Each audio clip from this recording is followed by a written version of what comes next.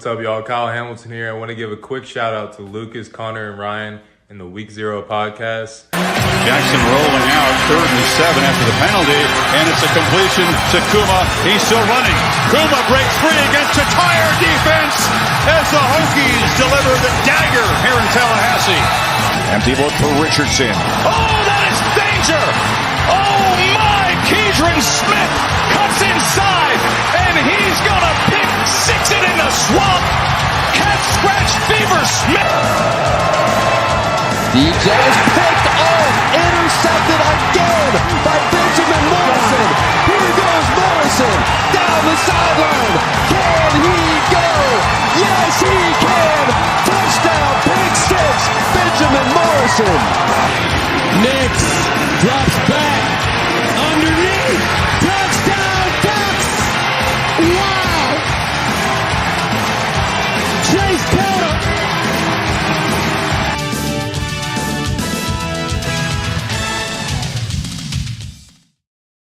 Welcome back, everybody, to another episode of The Gold Standard. I'm your host, Ryan Farvell, with my buddy Sean at ND Forever on Twitter.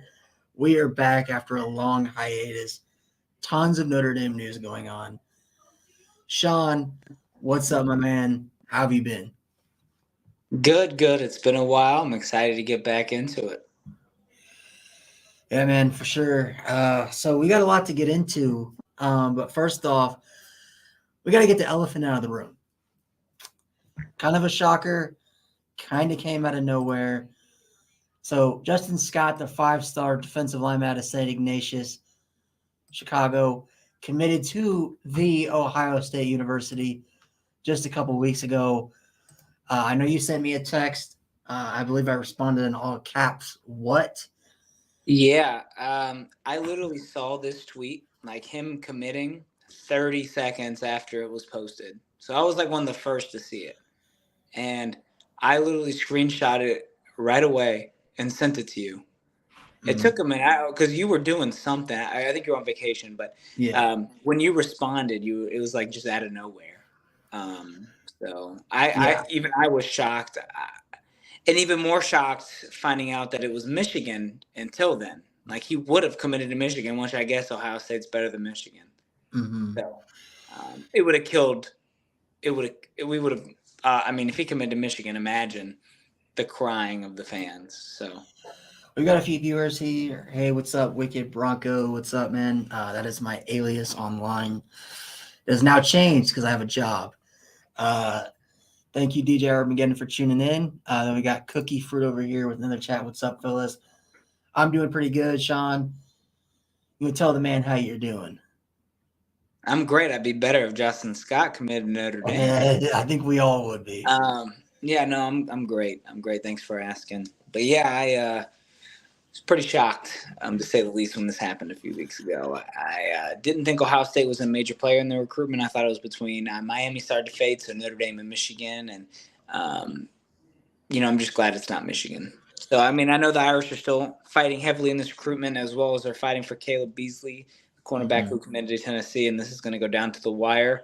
Scott's going to remain with Ohio State, in my opinion, and I think his mom loves Ohio State too, it sounds like. I think Beasley we can flip, but I don't think we're going to be able to flip Scott. See, I'm more of the mindset that I think we can flip Scott personally, just because I think that it was Notre Dame in January. It was kind of Notre Dame from that point on until his OV to Miami. Go ahead. Did you hear the rumors of them? He wanted to commit, but it was because coaching told him to hold off on his commitment. Yeah. That's been a thing that Marcus Freeman told him that, hey, I know you want to go, because I believe it was right after because he set his commitment date, and then right after he got an offer from Georgia and I believe Miami or Florida, one of the two. And at that point, I think he was expressed that he wasn't fully sure. I think he expressed interest in going to see those places. And Marcus Freeman did say, don't commit unless you know for a fact that Notre Dame's for you. But I'm kind of at the mindset, if you look at his recruitment, we're not going to spend too much time on this, but if you look at his recruitment as a whole, it was Notre Dame for the longest time, Takes his OV to Miami. Miami's the leader. He takes his official visit to Georgia. Georgia ties for the lead with Notre Dame and Miami. He takes his official visit to Michigan. It seemed like Michigan at that point took the lead for Scott as well. And then he goes to Ohio State, and he commits to Ohio State. To me, it seemed like he was very reactional. Yep. In terms of his commitment, like going off of visit highs, which when you have a 17, 18-year-old kid, it's going to happen. But I think he's easier to flip than a Caleb Beasley who's been committed to Tennessee now for over a year. Almost a year. So, I mean, I also think if he's that reactionary, I think the key part is if Notre Dame can get Scott on campus for that Ohio State game. Yeah, I think that's huge. If they beat Ohio State. If they beat Ohio State, they can say, hey, man, you made a mistake. You got to come to the Notre Dame. I think that could be, but it's all dependent on if Scott and Beasley will take that official visit to Notre Dame for the Ohio State game, because people forget. Every other school for Scott used up their OVs already. Notre Dame's the only school that has an official visit left. And he's not going to go on his. Did we lose you? I think you were in the middle of saying something. I think the only reason he's going to go to the Ohio State game is because he's committed to Ohio State. So you don't think he could? I think he could, but we'll see. I'm not going to get my hopes up. Right? I don't want to get my hopes up. Hey, what's up, man? So this is a guy that my other Notre Dame podcast I was doing. He was a regular viewer. So what's up, man? I noticed your son changed your name. That happens when you get older. But and then we got another one from DJ Armageddon. What are your names again? So I'm Ryan. This is my buddy Sean. So nice to meet you. Pleasure for having you watch. Let's see. DJ also says the Irish are going to stomp the Buckeyes. That could factor into this decision for sure. I agree, but it doesn't matter if he doesn't come to campus. Yeah. I think he does just because he's committed to Ohio State. But I'm not going to get my hopes up. I do think we beat Ohio State. Yeah, exactly. They don't want to get Keon Keeley again, or Peyton Bowen, or so. I mean, I like the Freeman factor where you commit when you're committing and you can't take OVs. I like that. Mm-hmm. I do. So I don't have a problem with it. Scott's a loss, and I think that's pretty much all we can talk about is the hope. Yeah. Yeah, this is definitely a loss. I mean, last point on this, and then we'll get to Tay Johnson really quick.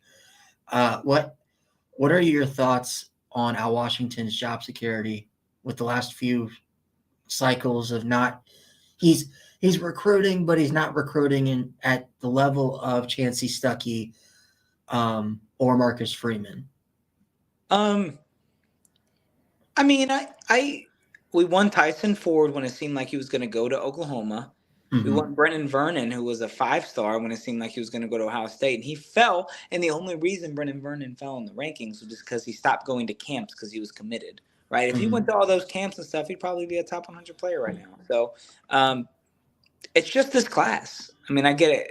It's such a deep class, per se, but I don't like the way he's recruited this class. I like Logan Thomas, but I'm not. I mean, some of the prospects we have are kind of diamonds in the rough, so we'll see how that goes. I'm not going to say anything about that. I mean, his recruiting could be better. We lost Elijah Rushing to Arizona, Justin Scott to a Chicago guy. Just players we shouldn't lose. So, what do you think about Marquise Lightfoot? I know that he was an elite prospect that, for whatever reason, committed to Miami. The staff did not pursue the last year. I don't know why. They might have liked other players better. I mean, maybe Bryce Young, right? I like Bryce Young as a prospect. Yeah, I like Bryce Young a lot. I think Sean as a defensive tackle. Mm-hmm. I like Mullins he's a little more of a linebacker, but they might use him as Viper. So, another Ryan in the building. We need another Sean. Yeah, we need another Sean. Bronte Johnson is elite. Yes, That he is. kind of brings I've us said into that our for next. That kind of brings us into our next topic. We won't go too in depth because this did happen a while ago. I'll just put on the tape, and Sean, you kind of just tell me what you think of Tay Johnson. I know I kind of got a glimpse of what you thought of him. Yeah. We've been talking about him for a while now, but what do you think about what Notre Dame is getting in 4-star athlete / safety and Tay Johnson out of Indiana? He reminds me of Lorenzo Styles in a positive way, how you could have chosen him as a defensive prospect or offensive prospect at receiver. I like him at receiver. I think he's a really good receiver, and I think he's a great safety too, so I'm excited to see how he plays. I told you weeks ago that if he committed to Notre Dame, he's my favorite defensive prospect that the Irish have committed. I think he can start as a freshman. So I said out of all the safeties we talked about for weeks, even when it seemed unlikely that we were going to land him because the wide receiver situation, that I wanted him. Happy we got him. Happy they committed him or recruited him pretty heavily. All I'm going to say is he's my favorite defensive prospect and reminds me of the recruitment of Lorenzo Styles a little bit. Let me ask you this really quick about Tay Johnson. With the decommitment of Isaiah Canyon, which we haven't talked about, his whole thing with staying home and flipping to Georgia Tech. I told you when he committed, I didn't say Georgia Tech, but when I moved here to Warner Robins, where he's from. When you asked about the commitment, I just said he seems like the type, unlike Gilbert and Williams, who were going to stay. Out of all three, he would be the most likely to decommit because I heard like rumblings of Georgia, right? So I wasn't surprised he decommitted. And I liked Canyon a lot, though. I thought he was a stud. And I am kind of surprised that, like, I know it was a thing with his mom. She didn't want to have to travel to come see him. But Georgia Tech, really? Georgia Tech's a great academic institution. I'm not going to crap. No, not that. But I'm saying in terms of football acumen, I'm surprised he didn't go to Georgia. Even I thought that, but I mean, he'll probably play right away. They're still rebuilding into a pro style offense from that read option stuff that they've always done. So, but my question in terms of how this affects Tay Johnson is, obviously we spoke about how elite of a receiver he is. Do you think this opens the door then for if Notre Dame can't find another third receiver for this class, Tay Johnson maybe playing both sides of the ball? No. I see. It's not like an Xavier Watts situation or Lorenzo Styles like that. I think he stays at safety and is great at safety. I think they go after somebody else for numbers. Surprised they didn't go after that NC State transfer that just came from Rice, who had 8 years of playing college football, because he seemed like a great like another Ben Skoranek type player, but for a transfer at least. But there's going to be tons of prospects for them to look at. It's still way too early, even if they get a 3-star. I mean, you never know. Like, I never thought Jaden Thomas would end up being our best player in that wide receiver class of Deion Colzie and Jordan Johnson. So, numbers are good. I think we'll just get a 4-star commit somewhere at receiver and be good. Okay. But overall, you think Tay Johnson could start as a freshman. I'm in the kind of same boat. Yeah. Especially with the lack of safety depth. Now, I will say this. I like Ben Minnick a lot. I like Adon Schuler a lot too. I think Luke Talich, he's a walk-on right now. I think it's not going to be too much longer until he gets a scholarship. Yeah. I think his speed and measurables and length is amazing, and I don't see too many Notre Dame people talking about him.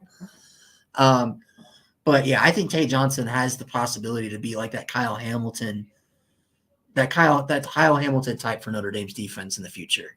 I think he could definitely start as a freshman. Moving on, we've got a new offer in the 2025 class for Notre Dame in 4-star quarterback Bear Bachmeier out of Marietta, California. First off, what are your thoughts on this offer? And I know Notre Dame fans will ask this. Does this have any standing with where Notre Dame is at with Deuce Knight? No. It's just to play it safe. They don't want another Dante Moore having to struggle for the last second. They'll recruit both. Bear's a good quarterback. He's not as good as Deuce Knight. He's a very talented quarterback. Cares seriously about academics. As you can see, Stanford's leading him. It's very academic and it's close home. Notre Dame is going to be a heavy leader in this recruitment. I do believe so. I read that he was going to go on an official visit, but something not to, so he's still uncertain about coming or not. But I know he was really excited about the offer. I think this is to kind of put pressure on Deuce Knight a little bit. And I heard that Tennessee and Notre Dame are the leaders, and Tennessee likes another quarterback, but that quarterback's debating between Alabama and Tennessee, and Alabama's debating between him and another quarterback. So if things go the way they want, Deuce Knight might not have Tennessee as an option if they want the other quarterback. So Deuce Knight's really good, really good. And if we land C.J. Carr, Kenny Minchie, and I'm sure you heard that Mike Singer is Charles Powers said that if Kenny Minchie was in this quarterback class, he would be a top 100 player. So, quarterback has been so. The recruiting of that has been amazing. We should be very excited about the future. But I think we end up landing Deuce Knight. And I like Bear too. So if we get one of the two, I'm happy. I personally like Bear a lot. Me and a couple other Notre Dame fans are talking about this. It's if you have a quarterback that wears number 47, and he's a dog. Like, you just know he's one of those kids that's going to, do whatever it takes to get it done. You know what he kind of reminds me of with the whole, he's not, I guess, the most athletic kid. Don't say it. But Ian Bookish, with the way he keeps plays alive, dare to say. Was that one play we saw a little bit earlier where he was taking off and then flicked it right back as he was getting tackled? That's Ian Book stuff right there. Dude, when you said last athletic and from California and everything, I was like, this dude's going to say Tyler Buckner just because he's Asian. And I was like, oh my God. No, I went the Ian Book route, although I think he might be better than Ian Book is right now. What do you think? Do you think that if for whatever reason Deuce Knight doesn't work out, do you think Bear Bachmeier is a pretty, I think he's an elite backup option. How do you view him?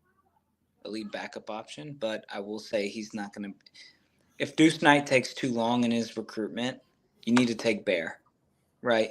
You don't want Bear to end up committing to Stanford and you not land Deuce Knight to Tennessee and you're royally fucked, right?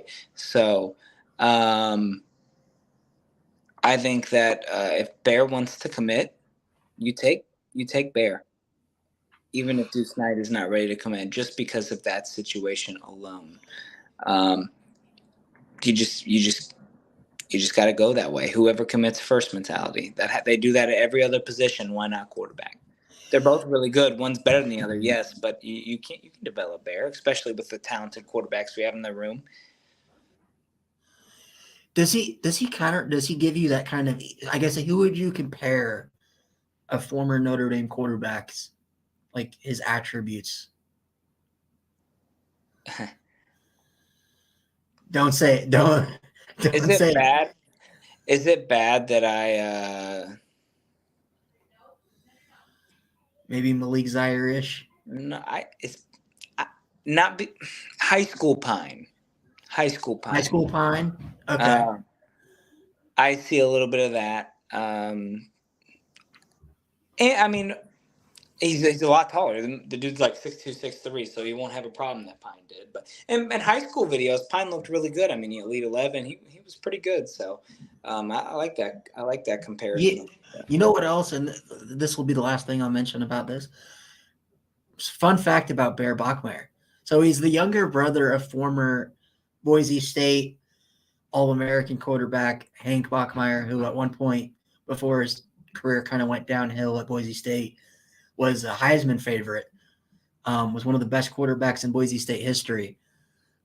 His younger brother or his older brother, Tiger, his name is Tiger Bachmeier, and he plays at Stanford. So you got Hank, Tiger, and Bear. I think Tiger's a wide receiver. Or no, it's a wide receiver.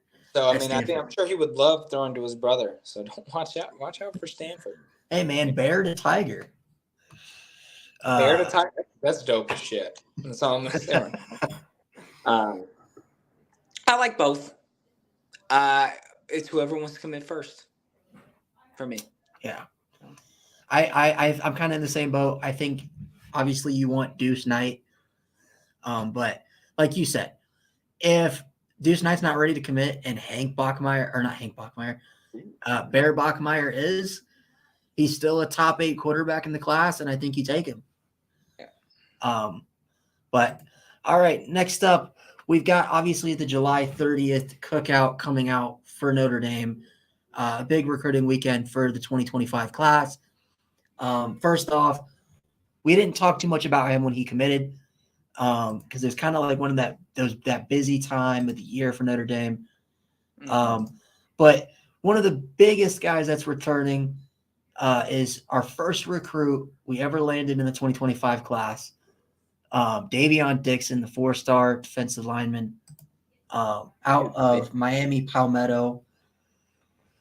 First of all, because we didn't talk about him when he committed, what are your thoughts on him as a recruit? And where do you see him fit into the plans at Notre Dame? He's a big dude. So 6'3", 305. I got scared when I saw the Florida State thing down there, but that was just before. But I think he fits in just fine. I think he's going to be like a Gabriel Rubio who,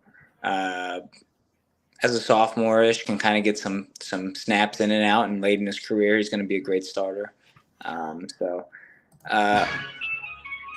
think it's a great start, first recruitment, first commitment. And, I mean, now we have a great tight end in the class. We have a great defensive lineman in the class. 2025 is off to a great start. Yeah, I like Davion Dixon a lot. I personally think that, he's a 3-star on a lot of places. I think he's a 4-star talent, personally. Sure. I love his size, and I think because it's still early in the 2025 ranking process, I would not be surprised if he ends up being a top 150, top 200 recruit, because I personally love his attributes. I love his size. He's already got that size of a college defensive tackle. So I personally love him a lot more than a lot of other people do. But man, I think he's going to be a stud when he gets to Notre Dame. Him and Sean Sevillano together, who's going to stop that duo in the middle? Exactly. I like the commitment. I'm excited for the barbecue weekend. Deuce Knight's going to be there, or should be there, and it's going to be a great. I think we get a commit or two after that. We got a Michigan fan in here. Justin Scott to UGA. Well, yeah, right. Is that what your reaction was for you? Michigan fan. I mean, it's we both lost the recruitment, so I mean, at least we're not mad at each other for it, right? We're just all mad at Ohio State. We're all mad at Ohio State. Don't worry, we'll beat them for you. Yeah. In September. Tiger should have went to Clemson. Talking about Bear Bachmeier's younger brother. Or LSU, or Auburn. Either one of those works. Because Tiger. Yeah. I'm sitting there I was like, why? Because D lineman, on the other hand, I'll take that. He also says the only animal at a QB can be named after is a horse. Colt McCoy, Bronco Nagurski. Ooh, okay. I'm trying to think of other names, like a quarterback. Oh, what's the title? No, he's not going to Georgia. Justin Scott's not going to Georgia. No. I meant Ohio State. I messed up in the title. That's on me. Now we're getting all these views because people are thinking Justin Scott. I clickbaited not. I've completely botched it, and I was thinking of Georgia for some reason. So thank you guys for calling me out. There's a I typo. was wondering why someone said that. I was like, Yeah. what? No.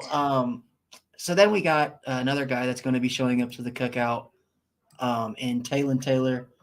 I personally think he's one of those must gets in the 2025 class. I don't know if you know too much about him yet, but what are your early thoughts on his recruitment? Let me see him so I can. No, actually, I don't. Wait. Yeah, I don't know much about this recruitment. To be honest, You don't? I don't. So he is a top target for Notre Dame next year. He is considered a wide receiver. He is a top 50 recruit as of right now. And I think he's a 5-star talent. A lot of people, recruiting analysts, view him as a 5-star talent as well. But yeah, I mean, what do you think? I'll pull up his tape here in a second, but I mean, He's from he's Illinois. I heard. he's from Actually, I think Illinois. I've heard that this is the next like Justin Scott of next year's class. But at the offensive, at the receiver position, yeah. Yeah. Hopefully, I mean, if those are accurate, if Iowa or Wisconsin, he kind of looks like Xavier Nwankpa, especially seeing Iowa right there. But, I mean, a five-star receiver next year's class would be elite to go with Cam Williams. Could you imagine? So, Oh God. I don't know much about this recruitment, but I hope we can get a commitment to start off strong. After the cookout. Let me see. Hold on. The broadcast must be good. Okay. Okay, whatever. Anyway. X out of this. Sorry about that, guys. But yeah, so Taylor, I think he's a must get for next year's class. Very versatile.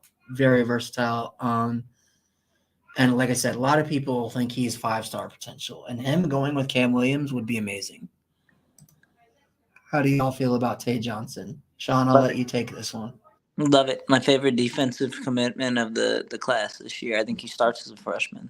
I've said that for months. So I'm excited about it for Tay Johnson. And then, we got our biggest visitor yet. 4-star quarterback, top 3 quarterback in the class, Deuce Knight, will be visiting Notre Dame for the cookout this weekend. Where do you think the Notre Dame stands in this commitment? I know that right now it's between Notre Dame and Tennessee for his commitment. How do you feel? They You lead. think Notre Dame lead? Hmm?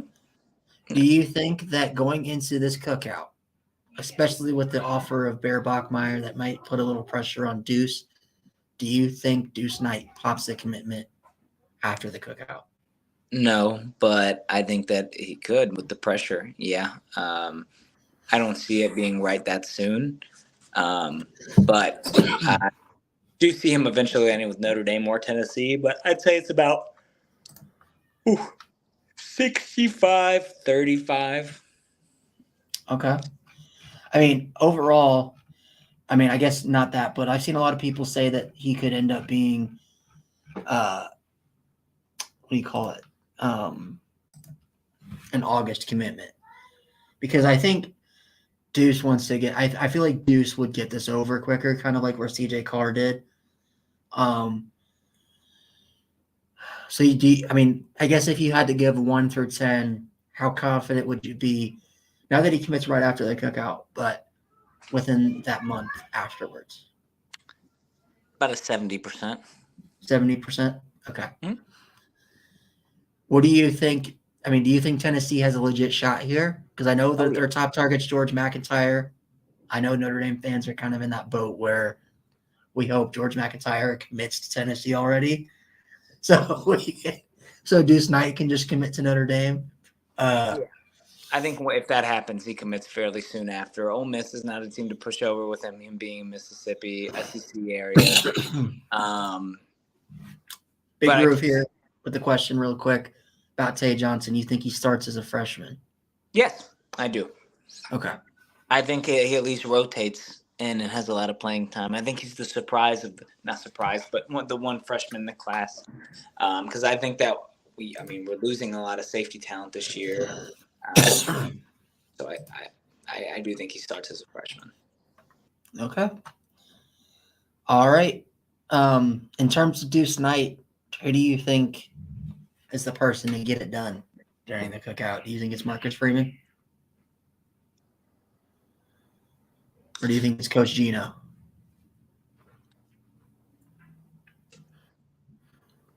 I think it's going to be Parker. Parker? Yeah. Okay. I like that. That's my pick.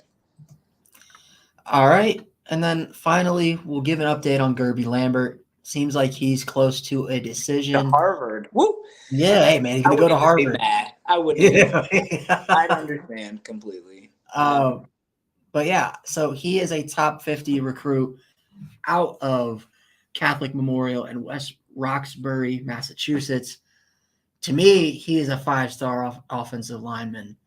What do you think are the chances of Notre Dame? Does Notre Dame lose a star talent to Harvard? No way. He's going to Notre Dame. He reminds me of Blake Fisher play style. He reminds me, not personality, they're like completely opposites. But it's a weird recruitment to gauge, but he's going to go to Notre Dame. Be confident on that. It is weird to think that Harvard really beat out Ohio State in terms of being close to landing a kid's commitment, which, like I said, when do you ever see a top four of Notre Dame, Boston College, Harvard, and Ohio State? Never. Never. This might be the first. And we'll never see it again. Right? I mean, I've seen things that Harvard is actually his second highest school. Yeah. And for people who don't know, Harvard doesn't give out scholarships. So, because it's Ivy League. I did not know. So he would be going with no scholarship to Harvard. Dude, you can go to Notre Dame full ride and have just as good as close to an education as good as Harvard. Go to Notre Dame, kid. Yeah, even Boston College, I wouldn't be mad. Honestly, it's a good education, good area for him. So, but I do think Notre Dame's a team easily. So Mello here is a Ohio State fan, and he even thinks Guerby Lambert is going to Notre Dame. What do you feel about Asa? You pretty confident for Mello, let us know how you think about Villamu Asa. Do you think he is? Because every team, USC, Notre Dame, Ohio State, they're all confident going, and he still hasn't made a decision. So I just don't know how you feel. I feel like this is aimed towards the CJ Carr ranking at on 3. I mean, I'm there with Charles Powers a little bit after hearing him. I don't agree. He should be a top. I don't agree. I'm not saying I agree. I agree. It's crazy that 3 rankings have him as a top 50 player, and then you're going to get yourself in trouble, Sean. But I mean, I understand him wanting to see more during the senior season, and if he does, he'll go up in the rankings. I get that, and it's not like On 3 hates Notre Dame. Literally, they rank Notre Dame players higher than other recruiting sites besides CJ Carr. So, I don't agree with CJ Carr ranking. I think he should be. I believe CJ Carr is the only one that On 3 doesn't have ranked higher than other sites. Yeah. So I don't agree with the ranking, though. Overall, when do you expect a commitment from Guerby? Do you think it's this week? I don't know. Next week? It could be next month? It literally could be like a Justin Scott where it's just one night he just commits, right? I don't know.